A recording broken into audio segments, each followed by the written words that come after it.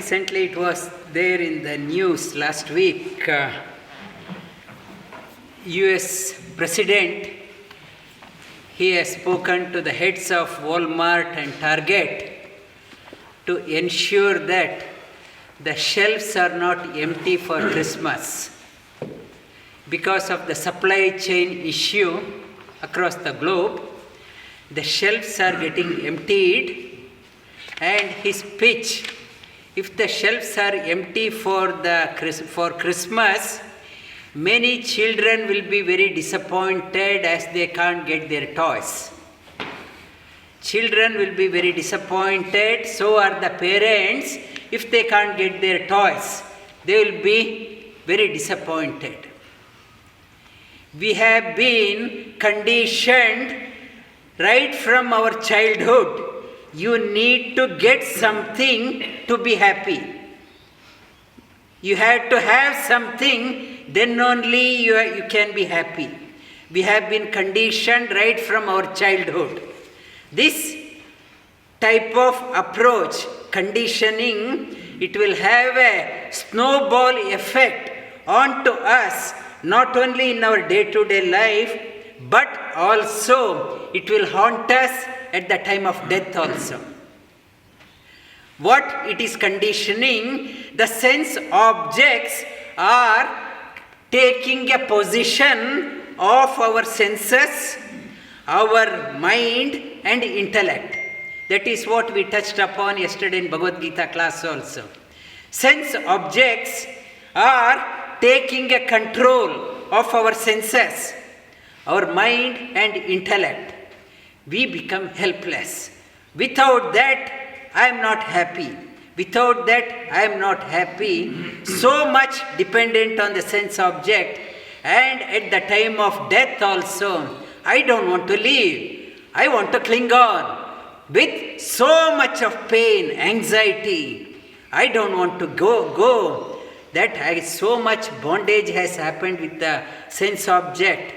It's a departure also. It is not pleasant experience. So is in the living also, it's not pleasant. I am not happy. Shelves are empty. I am not getting my toy. I am depressed.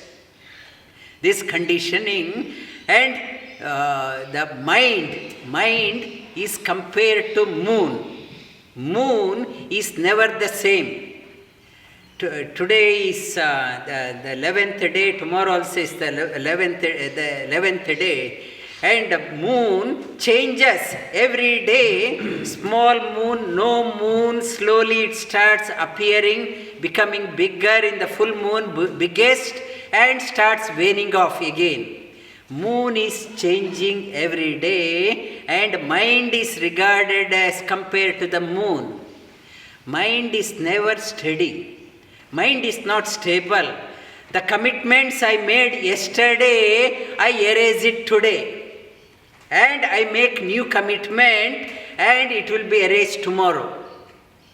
My life, if I look at so many promises I made, so many commitments I made, I never fulfilled any. I started, stopped, started, stopped, started, stopped. I don't realize I am on a small shelf life.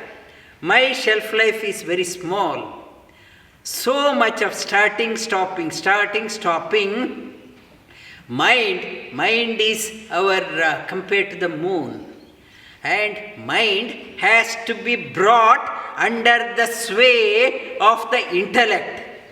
Intellect has to guide the mind. Enough of hopping here and there. Steady. Stick to one, not hopping here and there. When it is there, mind is conditioned under the intellect. Mind, union between the mind and intellect has happened. The intellect is compared to the sun. Sun is always the same. Only the moon is changing every day. Unsteady, but the sun is steady. When the intellect is giving the mind starts drawing the light, energy from the intellect, like moon drawing the moon reflects sunlight. Moon, nothing but it reflects the sunlight. Our mind starts reflecting the illumined intellect. Illumined intellect is there, it starts reflecting. Why I can't do good things, so much of changes, my intellect must be illumined, it is ready to give support. Mind has to be steady so that it starts reflecting the illumined mind, intellect quality. In our life, I need not have to be a prime minister or an extraordinary wealthy person to accomplish something great. You can be an ordinary person doing the ordinary things. In your life, ordinary things, you can become someone great. Recently, Indian government, they felicitated tribal woman called Tulsi Gowda. No education, no schooling. All she did, she worked in her mother's plant nursery and with interest, planting trees, it's a nursery she picked up, and over the years with passion she did.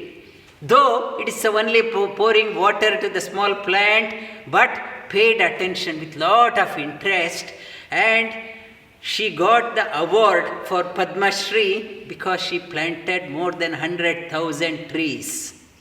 100,000 trees, and even Government of India recognized. And when she went to receive the award, barefoot, ordinary tribal dress, no fancy cloth, no fancy makeup. It's ordinary. Ordinary became extraordinary. She is even a consultant for the forest department across India. They approach her for advice.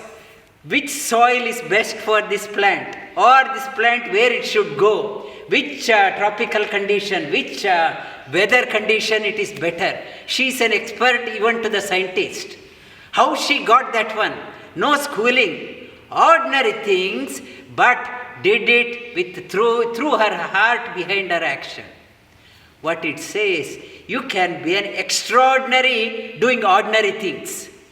You need not have to be a extra rich, extra connected, extra so many degrees. Nothing is required. Ordinary things, through ordinary things, you can become an extraordinary. In our life, we hop from one pursuit to another. I want to do this one. Tomorrow my friend says, do this one. Lot of money is there. I jump there. Invest there. I go there. I am jumping here and there, and life is full of bitter taste. Life never satisfied. The quality, where it is being expressed, why I am so fickle-minded, jumping here and there. I never finished whatever I picked up in my life. And right from my childhood, and whatever is my age, so many things I started, never completed. Why I am so fickle-minded? The energy level in the Swadhisthana chakra and Manipura chakra, in the